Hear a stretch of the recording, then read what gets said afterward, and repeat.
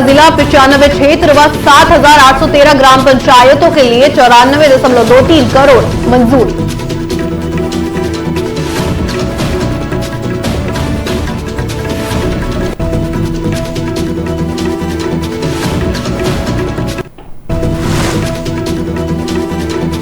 खनन पर कांग्रेस का सरकार का बड़ा हमला, 200 करोड़ प्रोत्साहन राशि पर उठे सवाल, भाजपा के भीतर विरोध और आपदाओं का हवाला।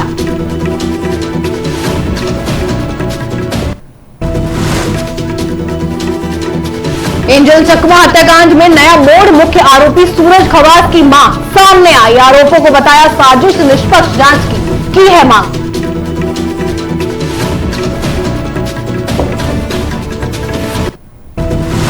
बमवाली कांठा में युग्याल बचाने की पहल, आपको बता दें युग्याल बचाने की वन विभाग ने किया 1000 वर्ग मीटर का ट्रीटमेंट।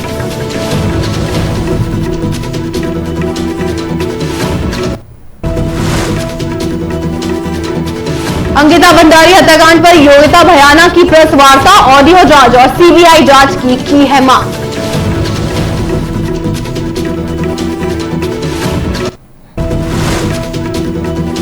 नमस्कार, आप देख रहे हैं न्यूज टीवी इंडिया। मैं हूं आपके साथ स्नेहा सिंह। शुरुआत करते हैं उत्तराखंड की कुछ खास खबरों के साथ। उत्तराखंड की त्रिस्तरीय पंचायतों के मुख्यमंत्री पुष्कर सिंह धामी ने बड़ी सौगात दी है। बता दें कि मुख्यमंत्री ने 13 जिला पंचायतों, 95 क्षेत्र पंचायतों और 7,813 ग्राम पंचायतों को 94 करोड़ 23 लाख रुपए की धनराशि के लिए मंजूरी दे दी है, जिससे पंचायतों में विकास कार्यों को रफ्तार मिलेगी। साथ ही गांव-गांव बुनियादी सुविधाओं के विस्तार को बढ़ावा भी मिलेगा, जिसको लेकर भाजपा प्रदेश प्रवक्ता मथुरा दत्त जोशी ने मुख्यमंत्री का आभार भी व्यक्त करा है और कहा है कि इस सहायता राशि से ग्रामीण क्षेत्रों में विकास कार्यों को गति मिलेगी और ग्रामीण क्षेत्रों में रोजगार के अवसर भी मिल सकेंगे।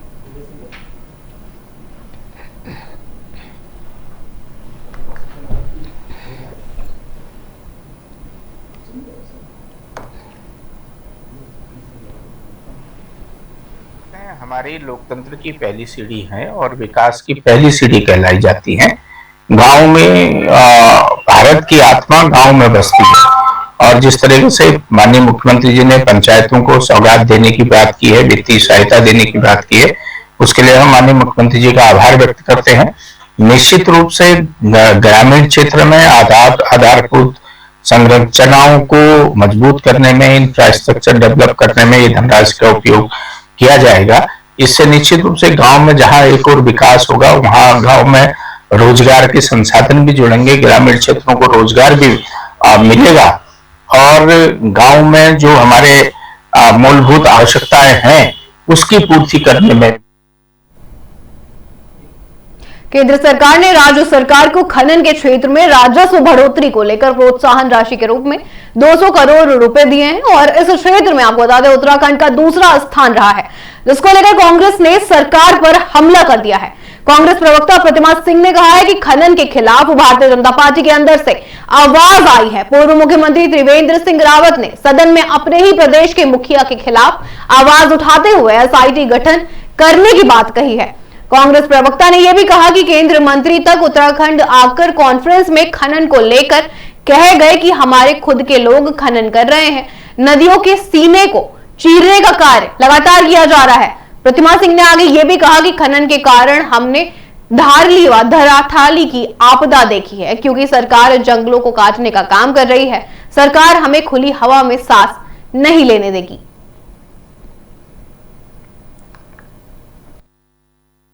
देखिए, जो 2025 बीता है, मुझे लगता है सरकार के लिए बड़ी नाकामयाबियां ही नाकामयाबियां रही हैं। इस बीच आपने धराली भी आपदा देखी, थराली भी आपदा देखी, केदारनाथ, बद्रीनाथ, चारों धाम जो हमारे हैं, इसमें जाने वाले श्रद्धालुओं को कितनी दिक्कतों का सामना पड़ा, ये भी हम सबके जो है समक्ष है। तो मुझे लगता है कि सरकार को अपनी जो ये जन विरोधी नीतियां हैं उनसे सीखने की आवश्यकता है और पास्ट से जब हम सीखेंगे तभी हम अच्छे भविष्य का जो है निर्माण कर सकते हैं। तो यही है कि देखिए, बीतने वाला साल तो बीत गया कमियों के साथ, कुछ खुशियों के साथ। आने वाले साल को आपको अच्छा बनाना है और इसके लिए सरकार को प्रयास करना होगा कि जो सौहार्द है, एक प्रेम है, जो यूनिटी है, वो प्रदेश में। एंजल चकमा हत्याकांड को लेकर एक बड़ा मोड़ सामने आया है। इस मामले में नामजद मुख्य आरोपी आपको बता दें सूरज खवास की मां पहली बार सार्वजनिक रूप से सामने आई है। उन्होंने अपने बेटे पर लगे आरोपों को सिरे से खारिज कर दिया है और कहा है कि ये साजिश है।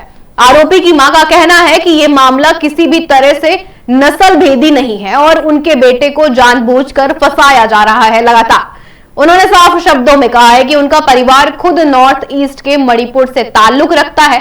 ऐसे में नस्ल भेद का आरोप पूरी तरह गलत है और बेबुनियादी भी है। उन्होंने भावुक होते हुए यह भी कहा कि सच्चाई सामने आने चाहिए और उनके बेटे को न्याय मिलना चाहिए।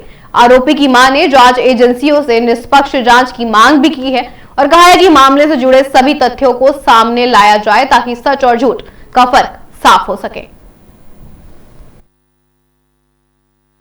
नहीं, ऐसा कुछ नहीं है। हम भी तो नॉर्थ ईस्ट के हैं, नॉर्थ ईस्ट के रहने वाला है। अभी इतना साल हो गया है मैं उत्तराखंड में रही हूँ, 2010 से हूँ। ऐसे अभी कभी नहीं आया, कभी नहीं हुआ हमारा साथ। ये गलत फंसाया गया है मेरे लड़का को। अच्छा, सूरज है मेरा लड़का का नाम। तो उसने क्या बोला उनको? कुछ भी नहीं बोला, बोल रहा है उसने। मैंने नहीं देखा लड़ाई झगड़ा में, उसको ऐसे सिमट गया है वहाँ। अच्छा, मैंने नहीं देखा, बस दारू पीने गया था। पोता का उसका बच्चा का 1 साल का बर्थडे था और उसने मना भी किया था, अरे मेरे पास पैसा नहीं है, बाद में दे दूंगा। ना दे दे, अब दारू पीने गया है वो। मुझे यही बोला है मेरे बेटा ने, मैं दारू पीने गया मम्मी, मैंने नहीं देखा लड़ाई झगड़ा, बस। तो ये नॉर्थ ईस्ट वाली बात जो आ रही है, हम भी नॉर्थ ईस्ट के है, ऐसे क्यों करना है? मैं भी नॉर्थ ईस्ट के रहने वाली हूँ, उसकी माँ हूँ, सूरज की माँ हूँ। मैं किसके मैं 2010 से हूँ यहाँ पे। तो ये ऐसी टिकट टिप्पणी वाली बात नहीं है? बिल्कुल भी नहीं है, गलत है। निदेशक विजिलेंस डॉक्टर वी मुरुगेशन ने वर्ष 2025 को भ्रष्टाचार के खिलाफ सख्त कार्रवाई का वर्ष बताया है। उन्होंने जानकारी दी है कि सतर्कता विभाग ने पूरे साल के दौरान विभिन्न सरकारी और अर्ध सरकारी विभागों में भ्रष्टाचार के मामलों पर बड़ी कार्रवाई की है। वर्ष 2025 में कुल 21 ट्रैप मामलों में 26 कर्मचारियों को रंगे हाथों गिरफ्तार किया गया है, जिनमें 6 शासकीय और 20 अर्धशासकीय कर्मचारी शामिल हैं। डॉक्टर गुरुगेशन ने यह भी बताया कि टोल फ्री नंबर 1064 पर आम जनता से मिली शिकायतों पर भी तेजी से कार्रवाई की गई है। इन शिकायतों के आधार पर आपको बता दें 14 अलग अलग मामलों में 17 लोगों को रिश्वत लेते हुए पकड़ा गया है, जिनके पास से करीब 6 लाख रुपए की नगद राशि बरामद भी की गई है। निदेशक विजिलेंस ने साफ ये भी कहा है कि भ्रष्टाचार के खिलाफ सरकार की नीति जीरो टॉलरेंस की है और इसी दिशा में किसी भी स्तर पर समझौता नहीं किया जाएगा। उन्होंने आम नागरिकों से यह भी अपील की है कि यदि कहीं भी रिश्वत या भ्रष्टाचार की मांग की जाती है तो बिना डर के टोल फ्री नंबर 1064 पर शिकायत दर्ज कराएं। विभाग ऐसे मामलों में त्वरित और कड़ी कार्रवाई करेगा।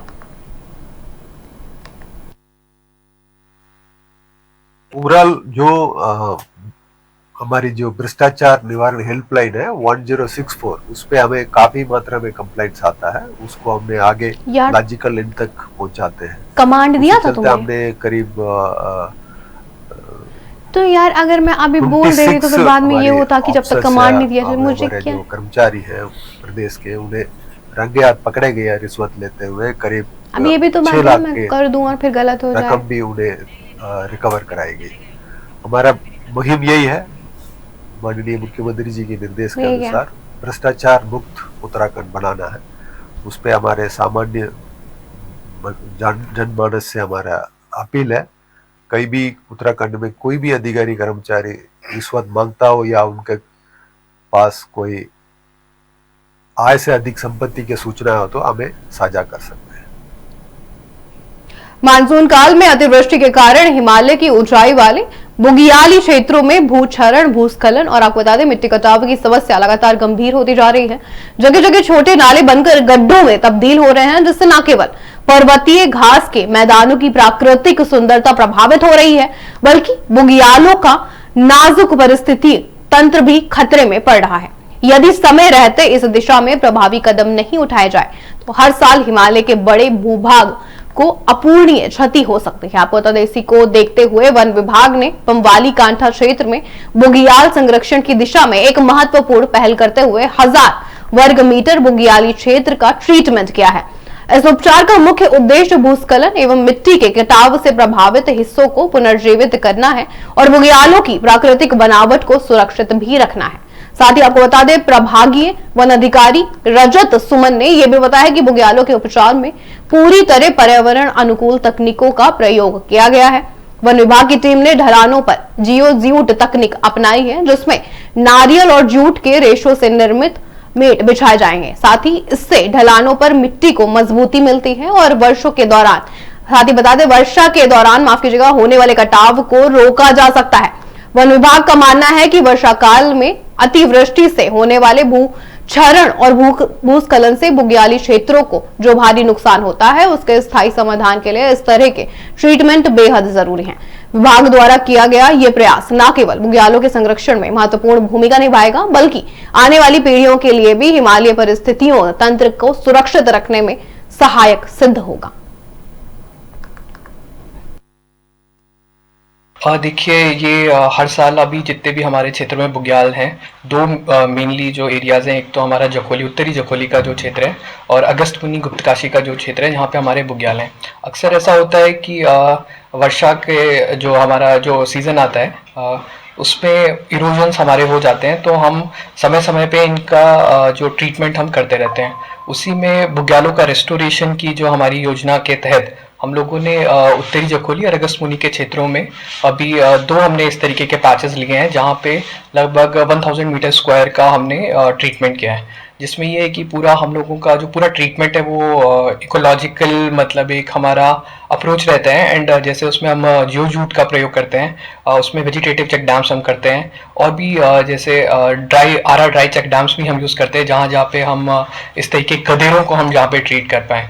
तो ये उसमें जो हमने कुछ कदम उठाए हैं उसमें, एंड पहले भी ये काम हुआ है एंड एक काफी अच्छे रिजल्ट्स मिले, तो उसी के ऊपर डेवलप करते सामाजिक कार्यकर्ती और Akhil Bharatiya people against rape India की प्रमुख योगिता भयाना ने आज अंकिता भंडारी हत्याकांड और उसको लेकर सोशल मीडिया में चल रही बयानबाजियों को लेकर प्रेस वार्ता करी है। इस दौरान आपको बता दें, उन्होंने अंकिता भंडारी हत्याकांड में हाल ही में उर्मिला सनावर की पोस्टों का जिक्र करते हुए यह भी कहा है कि उनके द्वारा जारी ऑडियो की जांच की जानी चाहिए।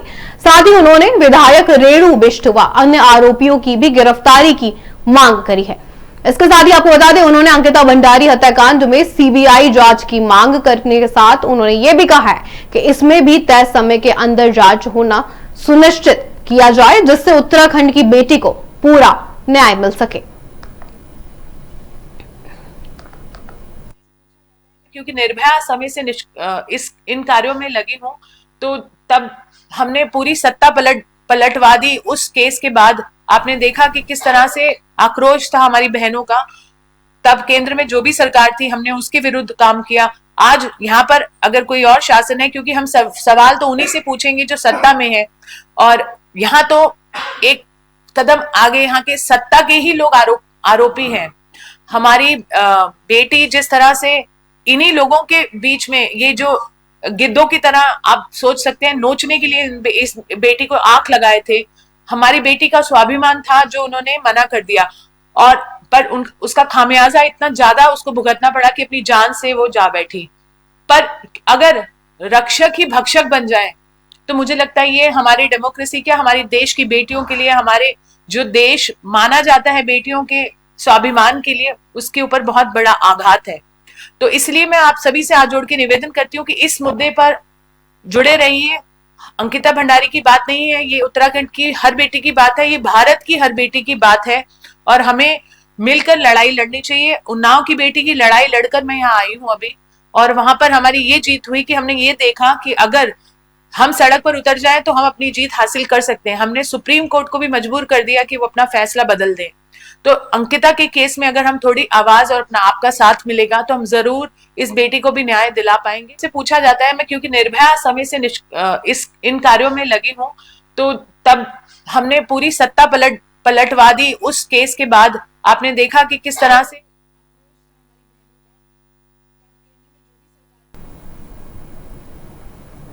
धामी सरकार के लिए साल 2025 उपलब्धियों भरा रहा। इस वर्ष मुख्यमंत्री पुष्कर सिंह धामी के नेतृत्व में राज्य सरकार ने कई ऐतिहासिक और कड़े फैसले लेकर सुशासन की मजबूती की नींव रखी है। आपको बता दें, समान नागरिक संहिता, जिसको आप यूसीसी भी कहते हैं, को लागू कर उत्तराखंड देश का पहला राज्य बना है जिसने सामाजिक सुधार की दिशा में एक बड़ा कदम उठाया है। इसके साथ ही काले नेमी अभियान के जरिए ढोंग, अंधविश्वास और फर्जी साधुओं के खिलाफ सख्त कार्रवाई कर सरकार ने कानून व्यवस्था और सामाजिक चेतना को मजबूत भी किया है। इस अभियान से आम जनता में सरकार के प्रति विश्वास बढ़ा है और अवैध गतिविधियों पर अंकुश भी लगा है। इसीलिए लगातार देश में धामी सरकार की तारीफें होती रहती हैं। आपको बता दें, साल 2025 में भी धामी सरकार ने डेमोग्राफी चेंज, लैंड जिहाद, लव जिहाद और थूक जिहाद जैसे मुद्दों पर भी कड़ा रुख अपनाया है। अवैध अतिक्रमणों के खिलाफ बड़े स्तर पर अभियान चलाए गए हैं, जिससे लोग प्रभावित भी हुए, जिससे सरकारी भूमि को मुक्त भी कराया गया। इसके अलावा रोजगार, निवेश, पर्यटन और इंफ्रास्ट्रक्चर विकास के क्षेत्र में भी उल्लेखनीय प्रगति हुई है। चार धाम यात्रा का सफल संचालन हो, आप बात करें आपदा प्रबंधन की, उसमें तत्परता की, कानून व्यवस्था की, तो ये सारी चीजें इस सरकार ने सुनिश्चित की हैं और व्यवस्था की मजबूती ने सरकार की कार्यशैली को और प्रभावी भी बनाया है। कुल मिलाकर 2025 धामी सरकार के लिए निर्णय, साहस और सुशासन का वर्ष रहा। यह साबित हुआ जिसने उत्तराखंड की राजनीति और प्रशासन दोनों में नई दिशा तय की है।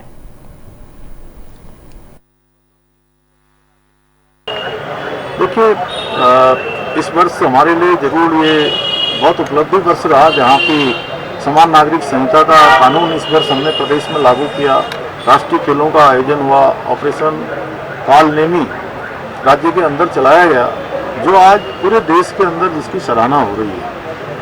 और इसी प्रकार से हमने कई सारे एक्ट भी बनाए। हमने राज्य के अंदर मदरसा एक्ट समाप्त करने का भी निर्णय लिया है। बड़ी सारी ज़मीनें जो अवैध रूप से अतिक्रमित की हुई थी, 10,000 एकड़ से अधिक ज़मीनें हमने इस अतिक्रमण से मुक्त कराई है। अनेक विकास के काम भी हमने आगे बढ़ाए हैं। विकास के कामों में भी उत्तराखंड को पूरे देश के अंदर एक उदाहरण माना गया है, चाहे वो खनन सुधार का क्षेत्र हो, जिसमें भारत सरकार ने हमको 200 करोड़ रुपए की धनराशि प्रोत्साहन राशि के रूप में प्रदान की है, 100 करोड़ के रूप में। वहीं हमने अपना रेवेन्यू भी पिछले 2 सालों में बहुत तेज़ी से आगे बढ़ाया है।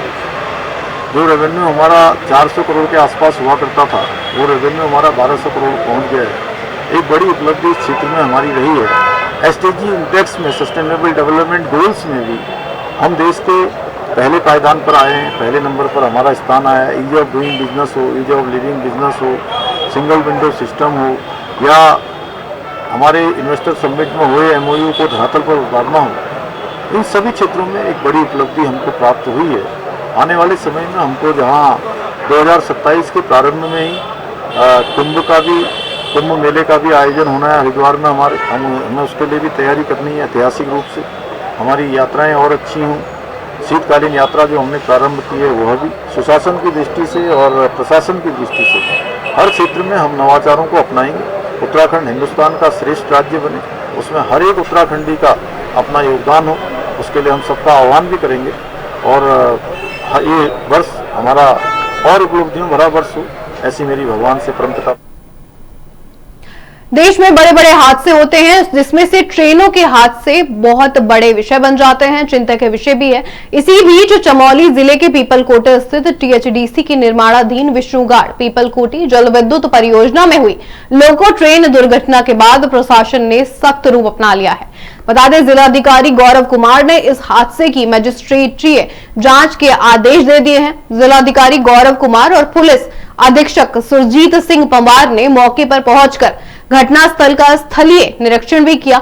अधिकारियों ने टीएचडीसी और एचसीसी कंपनी के अधिकारियों से पूरे घटनाक्रम की जानकारी भी ली है और भविष्य में ऐसी घटनाओं की पुनरावृत्ति ना हो, इसके लिए सभी सुरक्षा मानकों को सख्ती से लागू करने के निर्देश भी दे दिए हैं। प्रशासनिक अधिकारियों ने सुरंग के भीतर जाकर भी निरीक्षण किया और श्रमिकों की सुरक्षा, लोको ट्रेनों की तकनीकी जांच तथा एंट्री एग्जिट रजिस्टर को नियमित रूप से अपडेट रखने के निर्देश दे दिए हैं। गौरतलब है कि बीती रात शिफ्ट बदलने के दौरान सुरंग में 2 लोको ट्रेनों की टक्कर हो गई थी, जिसमें 109 श्रमिक मौजूद थे।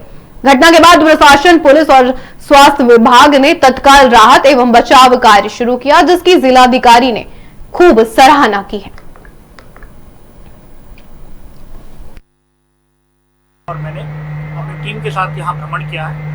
टीएचडीसी के ऑफिसर और एचसीसी कंपनी जो इसको निर्माण कर रही है, उनके ऑफिसर भी हमारे साथ में थे। तो हम लोगों ने पहले तो ये तय करने का प्रयास किया कि एग्जैक्टली कितने किलोमीटर पर ये घटना हुई है। और प्राइमा फेस ये लग रहा है कि जो कहा जा रहा था उससे थोड़ा सा और ज़्यादा अंदर ये घटना हुई है, लगभग 3.5 किलोमीटर के आसपास ये घटना हुई होगी।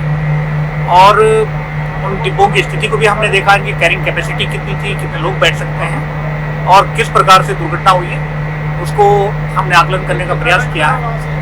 इसके अलावा भविष्य में क्या सुरक्षा इंतजाम हो सकते हैं उसके संबंध में भी हम लोगों ने मौका मुआयना किया है और टीएचडीसी और एससीसी के अधिकारियों से भी अभी वार्ता कर रहा है।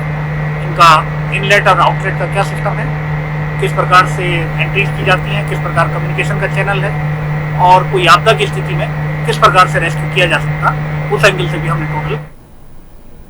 नववर्ष से पहले हरिद्वार पुलिस ने ईमानदार और भरोसेमंद पुलिसिंग की मिसाल पेश कर दी है। बता दें सिडकुल पुलिस ने ऑपरेशन रिकवरी के तहत 138 लोगों के खोए और चोरी हुए मोबाइल फोन बरामद कर उन्हें असली मालिकों को सौंप दिया है, जिससे नए साल की शुरुआत से पहले ही सैकड़ों चेहरों पर मुस्कान लौट आई। नगर कोतवाली क्षेत्र से आपको बता दें 10 और थाना सिडकुल क्षेत्र से 128 मोबाइल फोन गुम और चोरी हुए थे, जिनकी अनुमानित कीमत लगभग 50 लाख रुपए बताई जा रही है।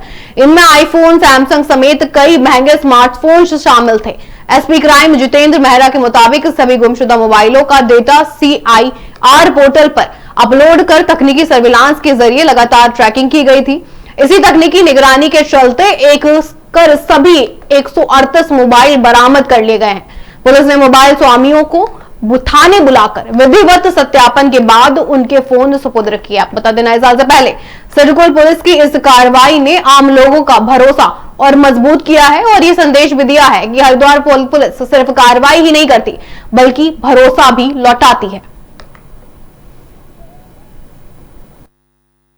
एसएसपी हरिद्वार सर के निर्देशानुसार एक ऑपरेशन रिकवरी चलाया गया था, जिसमें हरिद्वार पुलिस CIR जो पोर्टल है हमारा, उसके तहत रिकवरी की है। और रिकवरी में हमारी ASP निशान, हमारे थानेदार रितेश और बाकी उनकी पूरी टीम थी। एसओजी से इसमें काफी योगदान मिला और विवेक है हमारे एसओजी में जो काफी अच्छा काम करते हैं, उन्होंने भी काफी अहम भूमिका निभाई है।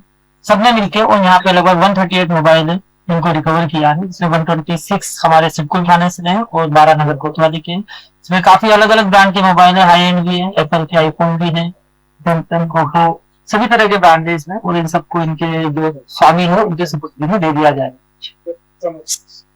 पुलिस अपना काम करती है, बखूबी अपनी जो ड्यूटी है उसको निभाती है। ये भी हमारी ड्यूटी का पार्ट है। तो हम चाहते हैं कि हमारे ड्यूटी से अगर किसी को बहुत अच्छे तरीके से फायदा होता है तो बहुत ही अच्छी बात है और सबको इसी के साथ मुझे बधाई हुई हो कि ये एक सौगात है हरिद्वार पुलिस की। पहाड़ों की रानी मसूरी में नववर्ष का स्वागत पूरे उत्साह और उल्लास के साथ किया गया है। रात 12 बजते ही आपको बता दें मसूरी की वादियां जश्न और शुभकामनाओं से गूंज उठी। देश भर से आए पर्यटकों और स्थानीय लोगों ने एक दूसरे को नए साल की बधाई दी और देश की सुख समृद्धि की कामना भी की है। नववर्ष की पहली सुबह मसूरी में खास रही है। ये सुबह बच्चों से लेकर बुजुर्गों तक सभी के चेहरे खुशी से खिले नजर आ रहे थे। लोगों ने नए साल में अच्छे कार्य करने, पर्यावरण संरक्षण और आपसी भाईचारे का संकल्प भी लिया है। मसूरी के बाजारों, होटलों और पर्यटन स्थलों पर दिन भर रौनक रही। होटल व्यवसाय से जुड़े लोगों के अनुसार बता दें नववर्ष पर बड़ी संख्या में पर्यटक वहां पहुंचे। वहीं शांति और सुरक्षा बनाए रखने के लिए प्रशासन की ओर से पुख्ता इंतजाम भी किए गए थे। कुल मिलाकर मसूरी में नया साल खुशहाली, उत्साह और सकारात्मक सोच के साथ मनाया गया है।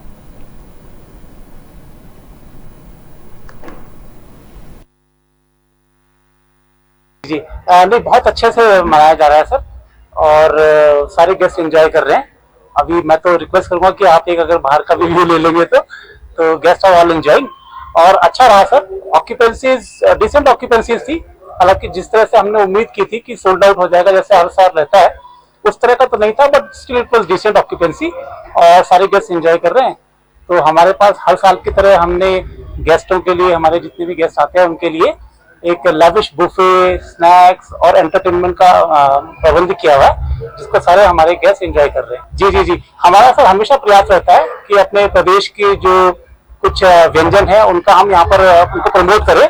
तो हर साल की तरह इस साल भी हमने कुछ जैसे झंगोरे की खीर है या कंडाली का साग है, तो इस तरह के कुछ व्यंजनों का हमने यहाँ पर व्यवस्था की हुई है सर, और जिसको हमारे गेस्ट बहुत एंजॉय कर रहे हैं। नहीं, व्यवस्थाएं तो बहुत अच्छी है। जैसे मैं आज कहीं पर देख भी रहा था कि शाम के टाइम पे हमारे पुलिस प्रशासन ने एक पूरी एक निकाली थी यहाँ पर गश्ती सी, तो जिसकी वजह से एक अच्छा एक पॉजिटिव माहौल जाता है मार्केट में। और कोई हुड़दंगी जो है वो पहले सतर्क हो जाइए कि इस तरह की हमने घटनाएं नहीं करनी है जी। ओवरऑल ठीक रहा? नहीं, बहुत अच्छा and I wish everyone a very happy new year. Nainital में नववर्ष मनाने के लिए पहुंचे पर्यटकों ने डांस और जश्न के साथ नए साल का स्वागत किया। सुरक्षा और यातायात व्यवस्था को लेकर पुलिस प्रशासन पूरी तरह मुस्तैद रहा। जिले भर में भारी पुलिस बल, पीएसी, डॉग स्क्वाड और ड्रोन से निगरानी की गई। ड्रंक एंड ड्राइव के खिलाफ भी सख्त चेकिंग भी हुई है। हालांकि इस बार पिछले वर्षों की तुलना में पर्यटकों की संख्या कम नजर आई। काठ गोदाम और आपको बता दें काला ढूंगी में वाहनों को रोकने से कई होटल खाली भी रहे हैं, जिससे होटल कारोबारियों में मायूसी भी देखने को मिली है। इसके बावजूद कुछ होटलों में पर्यटकों के लिए खास कार्यक्रम आयोजित भी किए गए थे, जहां लोगों ने शांतिपूर्ण माहौल में नए साल का जश्न मनाया और अच्छे स्वास्थ्य की सभी के लिए कामनाएं की।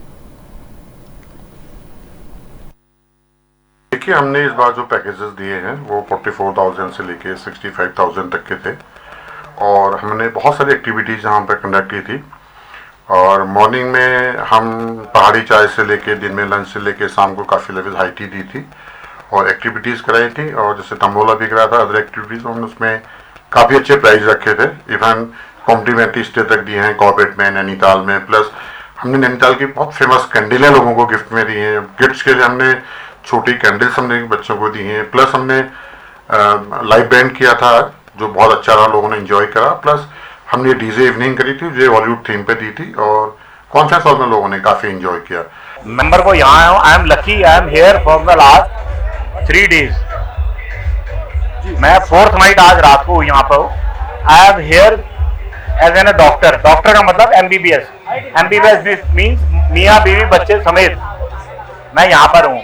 और ये सबसे अच्छी चीज़ यहाँ पर ये है कि I am enjoying with my family because my son is settled abroad. I am here for the birthday blessing of my. मैं अपनी बेटी के लिए आया था, छोटी मेरी बेटी ग्रैंड डॉटर के बर्थडे मनाने के लिए। एंड ये हमारी पूरी फैमिली गेट टुगेदर थी और यहाँ पर हम आए। यहाँ के मुझे ये पता लगा कि जहाँ के GM जो जीना साहब हैं, he is a great man. और सबसे अच्छी चीज़ यह है कि यहाँ पर AQI लेवल बहुत कम है, दिल्ली से तो बहुत बेटर है। और हम यहाँ पर बैठे हैं, दिल्ली में हमें टाइम नहीं मिलता, यहाँ पर एटलीस्ट विद फैमिली बैठे हैं। बहुत अच्छा लग रहा है। हम नानी रिट्रीट में स्टे किया है हमने। It's very nice. हॉस्पिटैलिटी भी बहुत अच्छी है, फूड सब कुछ बहुत अच्छा है। हमारे साथ बच्चे भी हैं and the service is very nice. Very nice. And the chef, the management we are is here for really, 31st and party. Everything is बहुत अच्छा। मतलब Everything has been बहुत really मजा आ रहा है nice. हमें। हाँ, और यहाँ पे पहले ऊपर प्रॉपर लाइव म्यूजिक था, उसके बाद डीजे नाइट है। अमेजिंग। हम दिल्ली से नैनीताल आए ये सोच के आए थे कि शायद अच्छा वेदर मिलेगा, बट यहाँ आके ना अच्छा नहीं, बहुत अच्छा वेदर मिला है हमारे को। पॉल्यूशन बिल्कुल नहीं है। मतलब हम वहाँ लोग थक चुके थे कि भाई हमें अच्छी सांस चाहिए, अच्छी सांस भी मिल रही है हमारे को और हम एंजॉय भी कर रहे हैं बहुत। मतलब नेक्स्ट लेवल चीज़ है। मतलब लिटरली ऐसी चीज़ ना हम दिल्ली वाले सोचते हैं कि हमें मिले, बार बार मिले, बट ये फॉर्चुनेटली हमारे ये सोच लो कि ग्रुप का एक सीन बन गया तो हम नैनीताल आ गए। बट आए हैं और जहाँ हम आए हैं वहाँ की हॉस्पिटैलिटी बहुत बढ़िया, खाना नेक्स्ट लेवल, फूड वगैरह सब कुछ, सर्विसिंग वगैरह सब कुछ बहुत अच्छा। कि यहाँ पर मत आओ, ट्रैफिक है, ये है वो है, मत बिलीव करो। Trust yourself, come enjoy your life. उससे ऊपर कुछ चीज नहीं है। Enjoy your life bro. बस मेरे साथ इस बुलेटिन में इतना ही। बने रहिए न्यूज़ टीवी इंडिया के साथ। नमस्कार।